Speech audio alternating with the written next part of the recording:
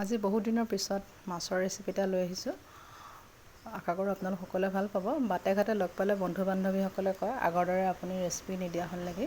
প্ৰথম অৱস্থাততো মই ৰেচিপি দিবলৈ আৰম্ভ কৰিছিলোঁ, এতিয়া মাজে সময়েহে বেলেগ ভিডিঅ'বিলাক দি থাকোঁ।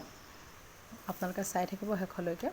কেৰাহীখন ভালদৰে গৰম হোৱাৰ পিছতে ইয়াত মিঠাতেল দিলোঁ, গৰম হ'ল। তাৰপিছত ইয়াত নিমখ আৰু হালধি অকণমান দিছোঁ। এতিয়া মাছকেইডোখৰ খুব ধুনীয়াকৈ ফ্ৰাই কৰি ল'ম। আজি মাছৰ টেঙা বনাম। আপোনালোকে চাই থাকিব শেষলৈকে। ভাল পালে লাইক কৰিব, কমেণ্ট কৰিব আৰু শ্বেয়াৰো কৰিব। আৰু যিসকলে প্ৰথমবাৰ চাই আছে চেনেলটি ছাবস্ক্ৰাইব কৰি ল'ব, তেতিয়া নতুন নতুন ভিডিঅ'সমূহ পাই থাকিব।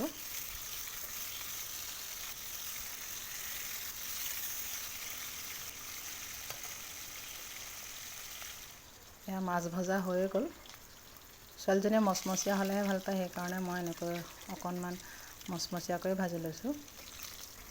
এনেই মাছৰ টেঙা বনালে আধা সিজা কৰি ল'লেও ভালেই লাগে বাৰু। এতিয়া ৰৈ যোৱা তেলতে মই অকণমান পিঁয়াজ দিছোঁ। মাছৰ টেঙা বনাম যিহেতু, সেইকাৰণে মছলা বেছি দিলেও ভাল নালাগিব।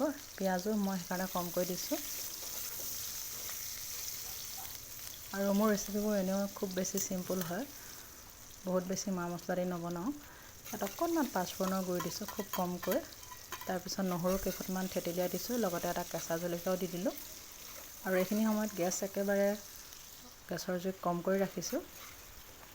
এতিয়া জোখমতে হালধি দি হালধিখিনি ভালদৰে মিহলাই দিছোঁ। এতিয়া ইয়াতে দিম কচু। এই কচুটো খুব ধুনীয়াকৈ সিজে। যিধৰণে মাছৰ টেঙা বনালে বহুতে বনায়, বিলাহী আৰু এনেকৈ আলু দি বনায়, ঠিক সেইদৰে মই কচু দি বনাম। আপোনালোকে চাবচোন শেষলৈকে আৰু ভাল পালে লাইক এটা কৰিব। এতিয়া গৰমত মাছৰ টেঙা খাবলৈ খুবেই ভাল লাগে, সকলোৱে চাগে ভাল পায়। জোখমতে নিমখ দিলোঁ। মাছৰ জোল কৰিম যিহেতু, সেইকাৰণে নিমখ অকণমান বেছিকৈ দিছোঁ বাৰু। এতিয়া অকণমান ভাপতে সিজিবলৈ দিম। এতিয়া গেছৰ জুই একেবাৰে কম কৰি ৰাখিছোঁ। আকৌ অকণমান লৰাই দিলোঁ। মাজে মাজে লৰাই আছোঁ যাতে লাগি নধৰে। আকৌ ঢাকোনখন দি দিম। 10 মিনিটমান হোৱাৰ পিছতে চাওক ভাপতে খুব ধুনীয়াকৈ সিজিলে। এতিয়া অকণমান পানী দি আৰু খুব ধুনীয়াকৈ সিজিবলৈ দিম। গৰম পানী দিছোঁ মই। সিজিলে দেখিছেনে। এতিয়া উতল আহিবলৈ দিওঁ। কচুখিনি খুব ধুনীয়াকৈ সিজিলে।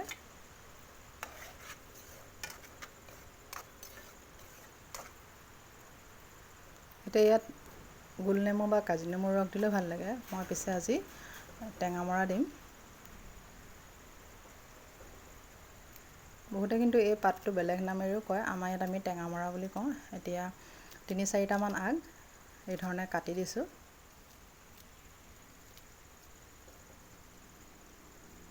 টেঙামৰাৰ গোন্ধটো খুব ভাল লাগে। এনেকৈ মাছৰ টেঙা বনালে আপোনালোকে খাই নাখায় জনাবচোন, আৰু খাই চাব যদি খোৱা নাই।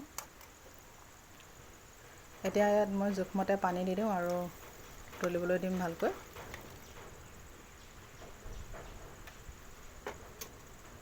আৰু অলপ সিজি লওক, ঢাকোনখন লগাই দিলোঁ। উতলি আছে। এতিয়া ইয়াত মই মাছকেইডোখৰ দি দিওঁ। জোলত দিয়া মাছ পেহী আৰু মইহে খাম, সেইকাৰণে দুটুকুৰাহে দিছোঁ দেই। বেটাক আৰু ছোৱালীক খুৱাই ল'লোঁ আগতে।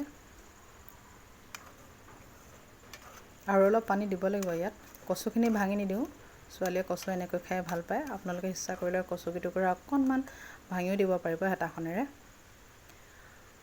পানী আৰু অলপ দি দিলোঁ, উতলি আছে এতিয়া। এইফালে আৰু উতল আহে মানে মই ভাত বাঢ়ি ল'লোঁ। তাৰপিছত লগতে লৈছোঁ কণ জলকীয়া আৰু নেমু। গোল নেমু খুবেই ভাল লাগে। ইয়াত টেঙামৰা সলনি গোল নেমুৰ ৰস দিলেও খুবেই ভাল লাগে। এতিয়া পৰিৱেশন কৰিব পৰা হৈ গ'ল কচু আৰু টেঙামৰাৰ সৈতে মাছৰ জোল। আপোনালোকে কেনে পায় জনাব। প্ৰিয় দৰ্শকসকল, আজিৰ ভিডিঅ'টো ইমানতে সামৰণি মাৰিলোঁ। আমিও ভাত এয়া বাঢ়ি কৰি লৈছোঁ, খাম এতিয়া।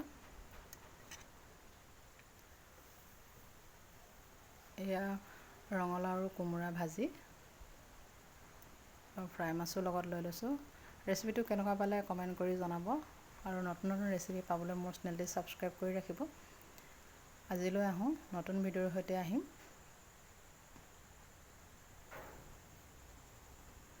ভিডিঅ'টো শেষলৈকে চোৱাৰ বাবে বহুত বহুত ধন্যবাদ।